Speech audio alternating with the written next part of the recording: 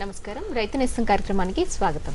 ఈనాడు మనం చర్చించుకోబోతున్న అంశం రైతు భరోసా సంక్షేమం. దీని గురించి చర్చలో పాల్గొంటున్న వారు డాక్టర్ సిహెచ్ సురేందర్ రాజు, వరి ప్రధాన శాస్త్రవేత్త, రాజేంద్ర నగర్, హైదరాబాద్.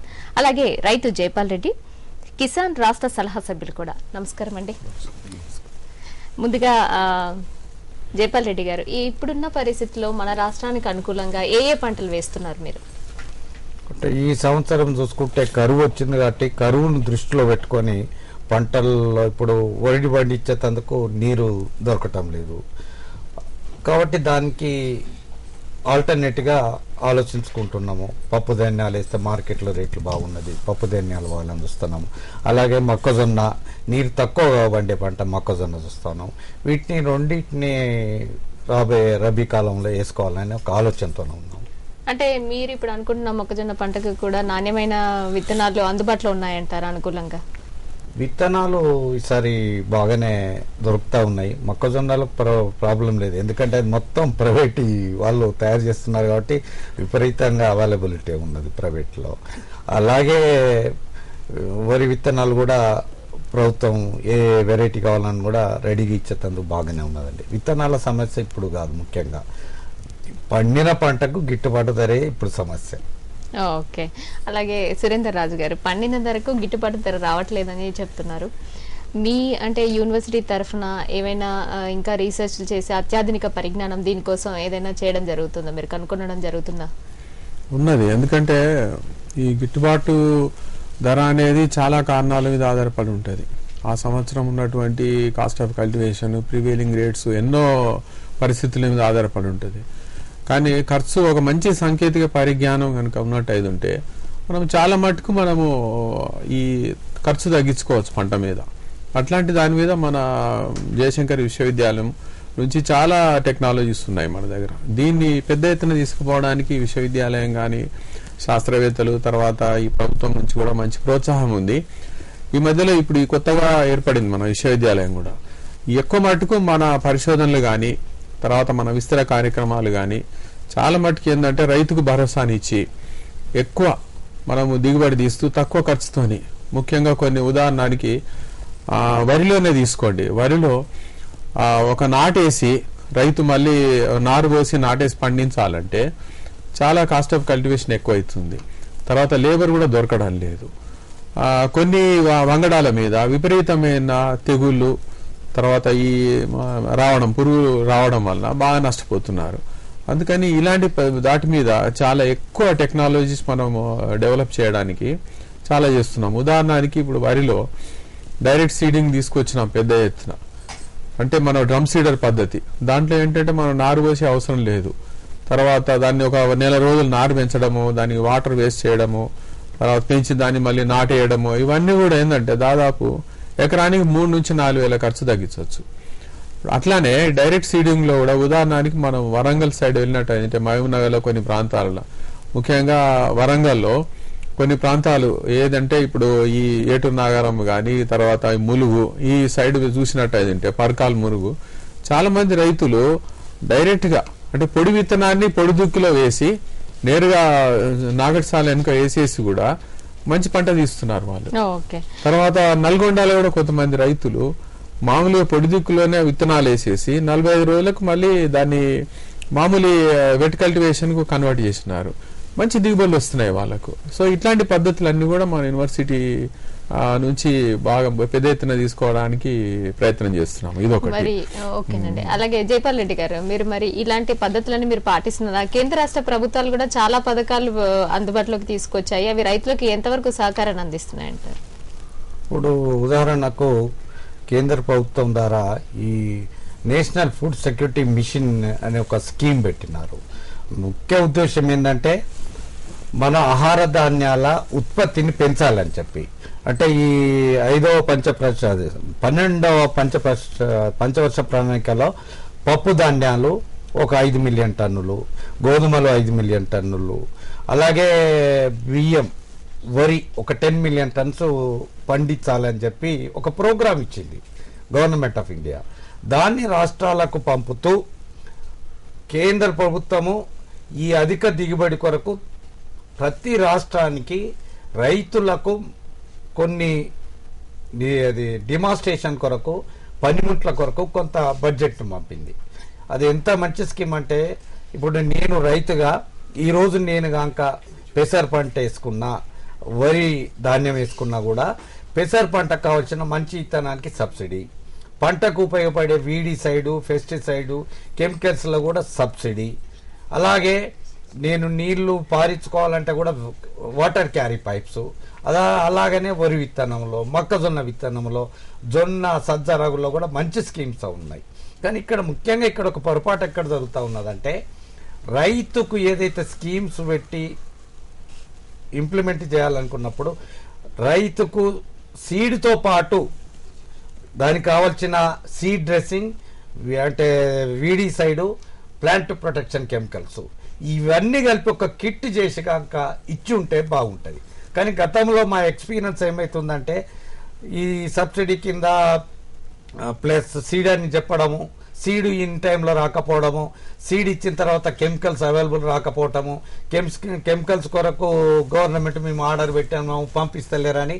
అంటే నేను వానకాలంలో వేసిన ఈ వరి పంటలు నాకు కనీసం ఇయర్ ఎండింగ్ కూడా కెమికల్స్ అందుతలేవు. దీనివల్ల ఏమవుతుందంటే, మనం అనుకున్న ఉత్పత్తి పెరగకపోవడం వల్ల ఇది ఎక్కడ తప్పు ఉన్నదని కూడా తెలుసుకునే అవకాశము మరి గవర్నమెంట్ కూడా ఆలోచిస్తలేదు. ఇది ఎంత అధ్వానం అంటే. ఓకే, సురేందర్ రాజు గారు మీరేమంటారు? అంటే అవకతవకలు కూడా కొన్ని జరుగుతున్నాయి, సరైన సమయంలో మాకు అందుబాటులో లేకపోవడం వల్ల, అన్ని ఒకేసారి అందకపోవడం వల్ల కొన్ని ఇబ్బందులు పడుతున్నామని వారు చెప్తున్నారు. మీరేమంటారు దానికి? ఏంటంటే ఇప్పుడు అది గతంలో కొన్ని జరిగి ఉండొచ్చు, దాంట్లో మామూలుగా పేపర్లలో చూస్తున్నాం. కానీ ముఖ్యంగా ఈ ప్రభుత్వం వచ్చిన తర్వాత, ఈ కొత్త రాష్ట్రం అయిన తర్వాత, కొత్త యూనివర్సిటీ అయినాక మాత్రము చాలా మటుకు సీరియస్గా ఆలోచిస్తున్నారు అధికారులు కానీ, ముఖ్యంగా వ్యవసాయ అధికారులు కానీ, శాస్త్రవేత్తలు కానీ, గవర్నమెంట్ కానీ. ఏ విధంగా మనం రైతుకు తొందరగా మనము న్యాయం చేయగలము. తర్వాత అనవసరమైన ప్రోగ్రామ్స్ చాలా మటుకు తీసేయడం జరిగింది. అది రీసెర్చే కానివ్వండి, ఎక్స్టెన్షనే కానివ్వండి, తర్వాత పథకాల్లో కానీ ఎంతో రిఫైన్మెంట్ తీసుకురావడం జరిగింది. ఎందుకనంటే గవర్నమెంట్ కూడా ఆలోచిస్తున్న, మేము కూడా ఎక్కువ ఆలోచించేందంటే ప్రతి పైసా కూడా మనం ఖర్చు చేసేదాన్ని సద్వినియోగం చేయాలనేటువంటి ఆ వాదన, తపన అనేది మాత్రం రావటం జరిగింది. అది ఇక ఇంకొకటి ఏంటంటే, ఈ మార్పు అనేది ఒకేసారి తేవడం కష్టం ఏ సిస్టంలో అయినా కానీ. తర్వాత మనకు దురదృష్టం ఏంటంటే, ఈ సంవత్సరమే మనము పథకాలన్నీకి వేసిన తర్వాత కంప్లీట్గా మాన్సూన్ ఫెయిల్యూర్ అయిపోయింది. సో ప్రత్యామ్నాయ ఏర్పాట్లు చేయాల్సి వచ్చింది. ఇట్లాంటి పరిస్థితులు ఏంటంటే కొంత తొందరగా మనము కోపప్ కావడానికి అవకాశాలు అనేది కొంచెము కష్టమైపోతుంది. అయినప్పటికీ the government is very active and universities also. అలాగే జైపాల్ రెడ్డి గారు, ఈ నీటి వసతి విషయంలో, ఈ ఎరువుల యాజమాన్య విషయంలో మీరు ఎలాంటి ఇబ్బందులు ఎదుర్కొంటున్నారు ఇప్పుడున్న సిచ్యువేషన్ లో? అంటే ఇప్పుడు మాకు అదృష్టాన ఎలక్ట్రిసిటీ ప్రాబ్లం లేదు, కానీ బాగా కరువు తాండవిస్తుంది. నీటి జల అడుగంటిపోయినాయి. గతంలో కూడా ఎన్నడూ లేనంతగా లోతుకుపోయినాయి. ఉన్నవి నీటిని సద్వినియోగం చేసుకొని ఓ పంట పండియాలని ఆలోచిస్తున్నాము. ఆ పంటను కూడా మేము అధికోత్పత్తి చేయాలని ఆలోచించి ఓ మంచి ధరకు అమ్ముకోవాలని చూస్తున్నాము. కానీ ఇప్పటికి కూడా ప్రభుత్వాలు గిట్టుబాటు ధర విషయంలో ఏమాత్రం కూడా శ్రద్ధ చూపెడతారు. అంటే ఎందుకండి ఇప్పుడు రాష్ట్ర ప్రభుత్వం మద్దతు ధర కూడా ప్రకటిస్తోంది. ఆ మద్దతు ధర మీకు ఎంతవరకు అనుకూలంగా ఉంది?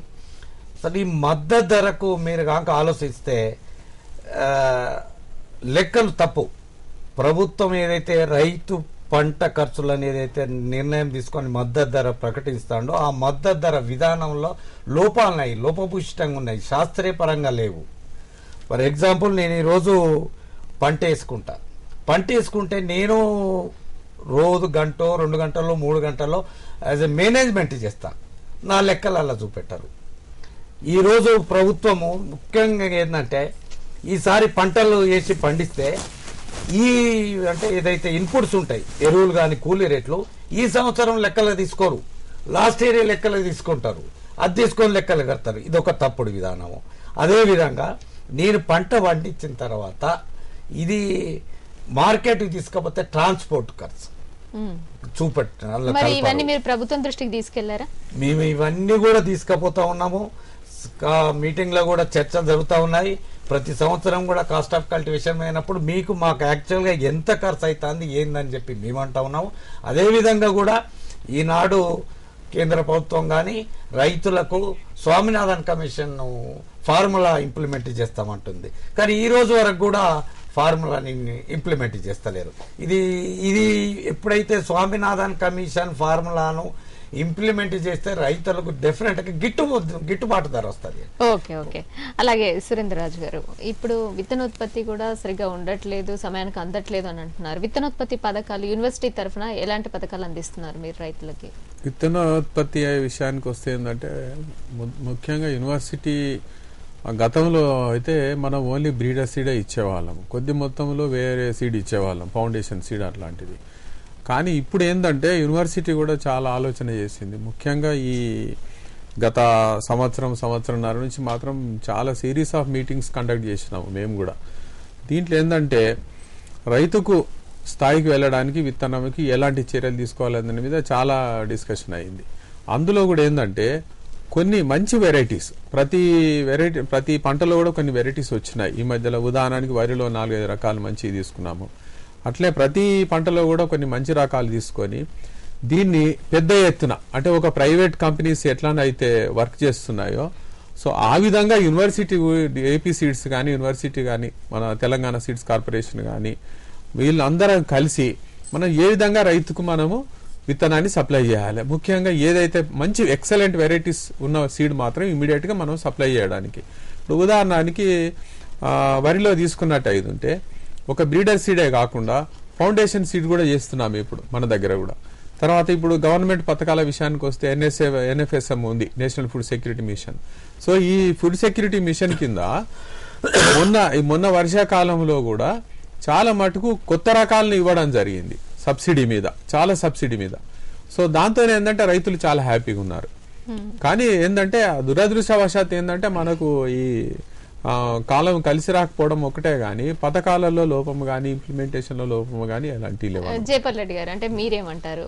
పథకాలన్నీ సక్రమంగా ఉన్నా కూడా అంటే సమయానికి వర్షాలు లేకపోవటము, నీటి వసతి అందకపోయినప్పుడు రైతులు ప్రత్యామ్నాయ పంటల వైపు మొగ్గు చూపలేకపోతున్నారంటారా?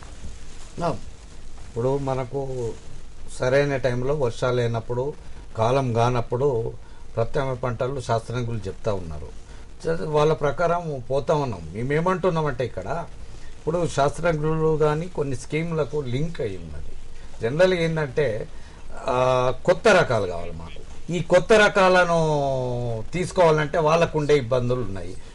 ఉదాహరణకు 15048 కావాలి.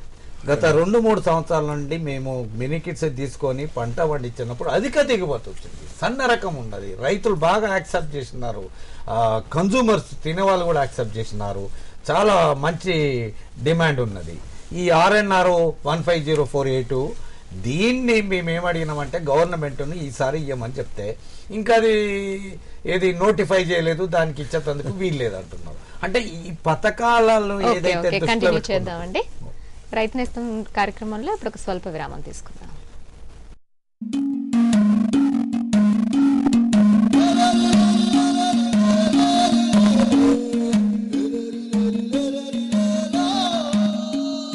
రైతు క్షేమమే దేశ క్షేమం, రైతు ప్రగతే దేశ ప్రగతి.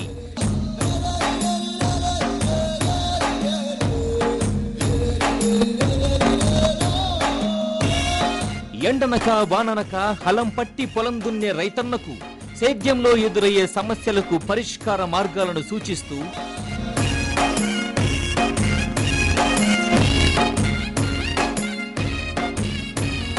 సాగు సాంకేతిక పరిజ్ఞానాన్ని ఎప్పటికప్పుడు రైతుల ముందుంచుతూ విత్తనం విత్తే దగ్గర నుండి మార్కెట్ చేసుకునే వరకు రైతుకు వెన్నుదన్నుగా ఉంటూ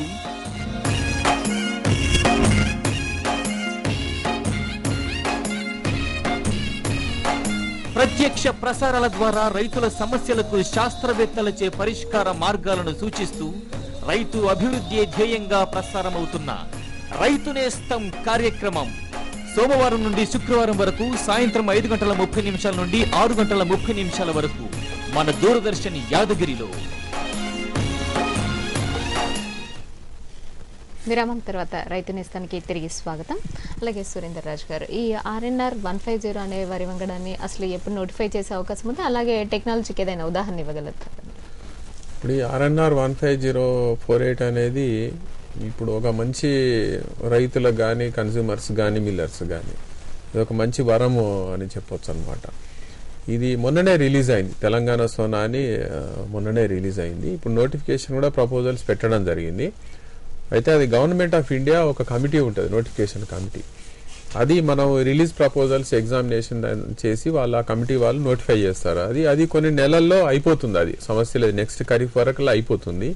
ఇప్పుడు టెక్నాలజీ విషయానికి వస్తే ఏంటంటే, ఉదాహరణకి వరిలో చాలా మటుకు ఏంటంటే మన రాష్ట్రంలో బీపీటీ 5204 అంటే ఈ సాంబా మసీర్, దాన్నే సోనా మసీర్ అంటారు, కర్నూలు సోనా అంటారు, రకరకాల పేర్లతో పిలుస్తున్నారు. ఇది చాలా మట్టుకే వేస్తున్నారు. మన ఉదాహరణ నల్గొండ జిల్లా కానివ్వండి, వరంగల్ జిల్లాలో ఎక్కువ మొత్తంలో ఉంటుంది, మహబూబ్నగర్ డిస్ట్రిక్ట్, తర్వాత కరీంనగర్లో కొంత 1010 ఉంటుంది. కానీ ఎక్స్క్లూజివ్లీ ఈ వెరైటీ వేసే జిల్లాలు కూడా ఉన్నాయి, ఉదాహరణకి నల్గొండ. దీనివల్ల ఏంటంటే ఇబ్బందులు, ఇది దీర్ఘకాలిక రకం, 150 రోజులు అంటే 5 నెలల పంట, అదొకటి. రెండవది, దీని మీద దోమ కానీ అగ్గి తెగులు కానీ బాగా వస్తుంది. దాంతో ఎకరాన 3 నుంచి 4 వేలు కాస్ట్ ఆఫ్ కల్టివేషన్ పెరిగింది. ఇప్పుడు వరంగల్లో తీసుకున్నట్టే గత వర్షాకాలంలో ఈ పరిస్థితుల్లో దోమ విపరీతంగా రావడం జరిగింది. పెట్టిన పెట్టుబడిలో సగం కూడా రాలేదు. ఈ 15-20 బస్తాల కన్నా ఎక్కువ రాని రైతులు కూడా ఉన్నారు. యావరేజ్గా 25 బ్యాగ్సే. సో ఈ విధంగా విపరీతమైన మందులు కొట్టినారు, 4-5 సార్లు మందు కొట్టినారు. దానివల్ల లేబర్ ఖర్చులు పెరిగింది. తర్వాత మనం తినేటువంటి గింజ కూడా ఎంతో మన ప్రాణానికి నష్టం చేస్తుంది, హ్యూమన్ బీయింగ్స్కి. సో ఇట్లా అదొకటి. ఇంకొక విషయానికి వస్తే ఏంటంటే, ఈ తెగుళ్ళు ఒకటి, ఇప్పుడు అగ్గి తెగులు తట్టుకుంటుంది ఈ రకము. తర్వాత దీర్ఘకాలిక రకము అదొకటి. సో దీనికి బదులు మనం ఇది ఆర్ఎన్ఆర్ 15048 అనేది గింజ నాణ్యత తీసుకుంటే బీపీటీ కంటే ఇంకా సన్నం ఉంటుంది. తర్వాత నూక కూడా కావడం లేదు. పంట విషయానికి వస్తే ఇది 4 నెలల పంటనే. ఇది మీరు ఎప్పుడు బీపీటీ అయితే మీరు జూన్లో పోసుకోవాలి. జూన్లో పోసుకొని దాన్ని కల్టివేషన్ చేసి దోమకు మందు కొట్టి ఇవన్నీ చేస్తే రైతు మిగిలేదు ఏం లేదు. అదే దానికి బదులు ఇప్పుడు మన ఈ ఉదాహరణ మీరు టెక్నాలజీ అడిగినారు, ఈ వెరైటీ వేసుకుంటే మనం జూలైలో నారు పోసుకొని ఆగస్టులో నాటేయచ్చు. సో దానివల్ల 1 మంత్ ఫీల్డ్, 1 మంత్ ఖాళీగా ఉంటుంది. ఆ 1 మంత్ టైంలో 1 మంత్ నారు ప్లస్ నాటేయడానికి ఒక 1 మంత్ అంటే దాదాపు 2 నెలలు ఖాళీగా ఉంటుంది. ఈ 2 నెలల టైంలో మన దగ్గర ఇప్పుడు WGG 42 అనే ఒక రకం డెవలప్ చేసినాం మొన్న, గ్రీన్ గ్రామ్ అంటే ఇది పెసలు. ఈ పెసలు కనుక మనము వర్షాలు పడితేనే తొలకరలో వేసుకొని ఇది ఒక పంట తీసుకొని మళ్ళీ ఆర్ఎన్ఆర్ 15048 వేసుకోవచ్చు వరి రకాన్ని. సో దీనివల్ల ఏంటంటే అదే కాల పరిమితిలో మనం 2 పంటలు తీసుకునే అవకాశం ఉంది. మీరేమంటారు జయపాల్ రెడ్డి గారు?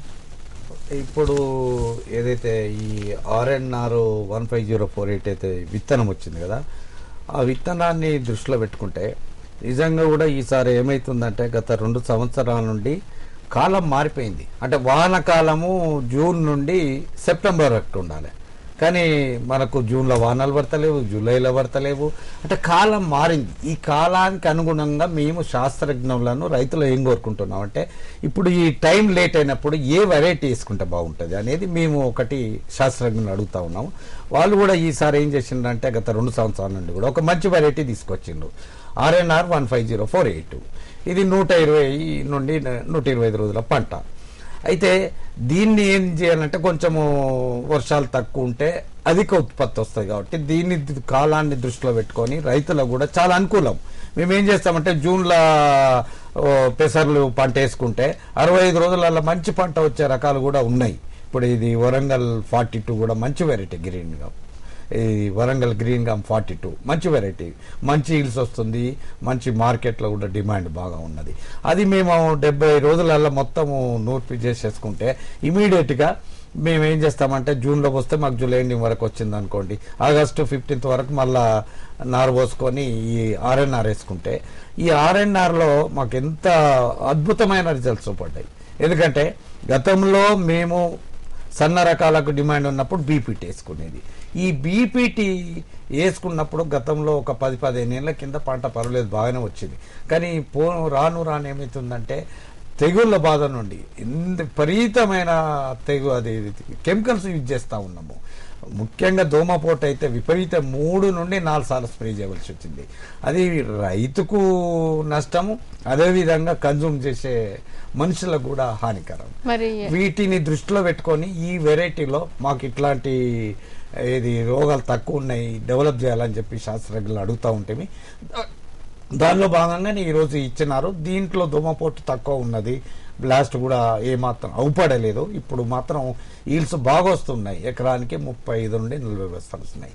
దీంతో పాటు మార్కెట్లో ఈ సన్న బియ్యానికి బాగా డిమాండ్ ఉన్నది. అంటే బీపీటీ కన్నా RINR రేట్ ఎక్కువ పడుతుంది. ఈరోజు మా ఊరు మార్కెట్లో బీపీటీ 17 నుండి 1800 పడితే ఇదే RINR 18 నుండి 1950 దాకా పడతా ఉన్నది. మంచి క్వాలిటీ అంటే యాక్సెప్టెన్స్ వచ్చింది కాబట్టి రేట్ ఎక్కువ పెడతా ఉన్నారు. మరి పత్తి విషయంలో ఎలాంటి సమస్యలు ఎదుర్కొంటున్నారు? పత్తి పంట విషయంలో ఎలాంటి విత్తనాన్ని మీరు ఉపయోగిస్తున్నారు? ఇప్పుడు ఈరోజు దేశంలో 90% బీటీ పత్తి పడతా ఉన్నారు. నేను ఒక్కటే అంటే రాష్ట్ర ప్రభుత్వ రాష్ట్ర శాస్త్రజ్ఞులు కానీ కేంద్ర శాస్త్రజ్ఞులు కానీ ఈ పంట ఏదైతే పత్తి పంట ఉన్నదో 180 రోజులు దాకా పంట ఉంటుందండి.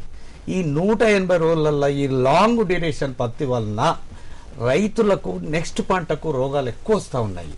ఆ డ్యూరేషన్ తక్కువ చేసి అంటే మనకు ముఖ్యంగా ఏంటంటే మనకు సెప్టెంబర్, అక్టోబర్, నవంబర్ విపరీతమైన పురుగు వస్తుందండి. ఆ పురుగు రాకముందే పంట తీసుకునే అవకాశం ఉండేటువంటి వెరైటీస్ను శాస్త్రంగా కోరుతా ఉన్నాము. అంటే ఇప్పుడు ఈరోజు ఈ నాన్ బీటీ ఉన్నదండి. నాన్ బీటీ అధిక సాంద్రత అంటే ఎకరానికి 30-40 వేల ప్లాంట్స్ గాంక మనం వేసుకుంటే ఆ పంట మనకు గాంక 90 నుండి 120 రోజుల గాంక పంట వస్తే రైతుకు చాలా లాభం అండి. అట్లాంటి వెరైటీస్ను శాస్త్రజ్ఞులు కనుక్కోవాలని చెప్పి మేము రైతులు చెప్తాం. ఎందుకంటే ఇప్పుడున్న పత్తిలో మందులు కొట్టి అంటే ఈల్స్ రాకపోవడం దాంతో చాలా సురేందర్ రాజు గారు అంటే వాళ్ళ సమస్యలు వాళ్ళు చెప్తున్నారు. ఈ పత్తిలో ఏదైనా అత్యాధునికంగా మీరు టెక్నాలజీ కనుక్కోవడం జరిగిందా? ఇంకా ఇంప్రూవ్మెంట్స్ ఏమైనా చేస్తున్నారు?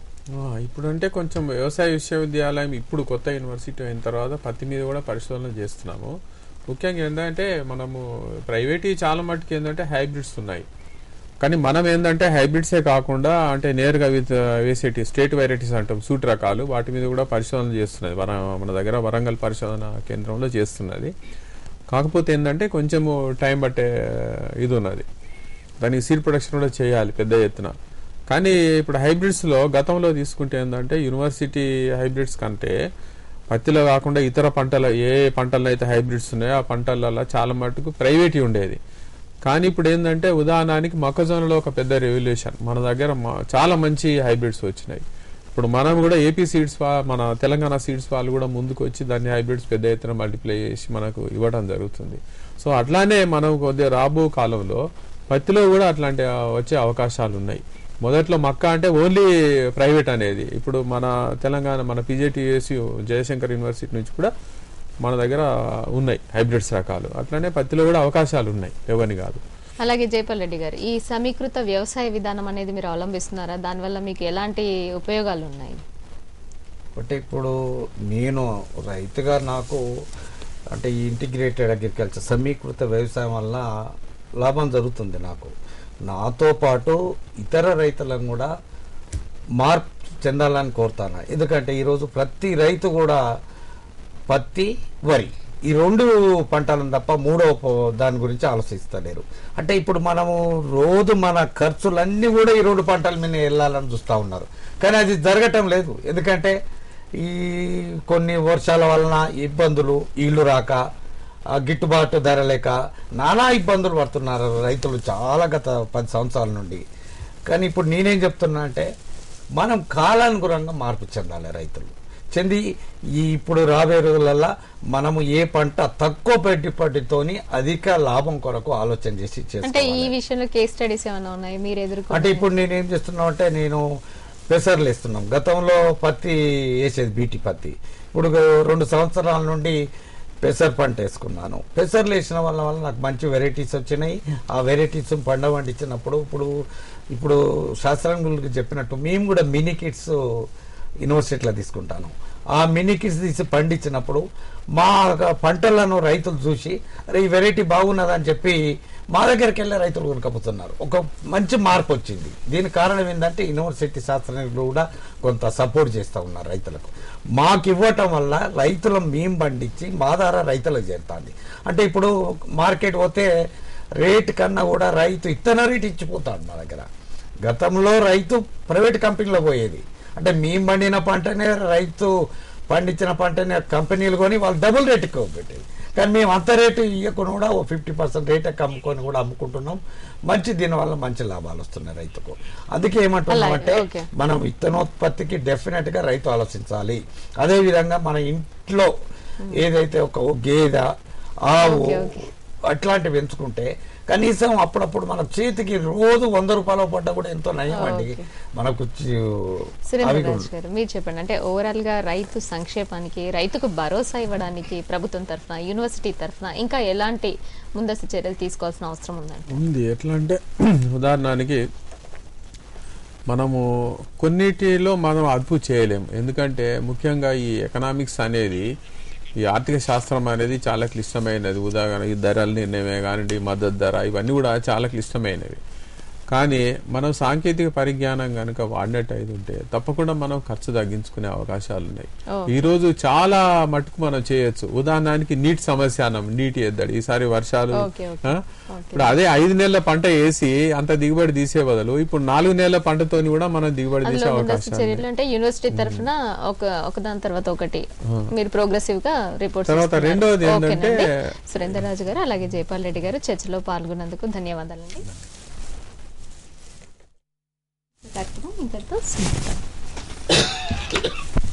Madam okay. ఈ కార్యక్రమాన్ని మీకు సమర్పిస్తున్న వారు భారత ప్రభుత్వ వ్యవసాయ మంత్రిత్వ శాఖ మరియు దూరదర్శన్.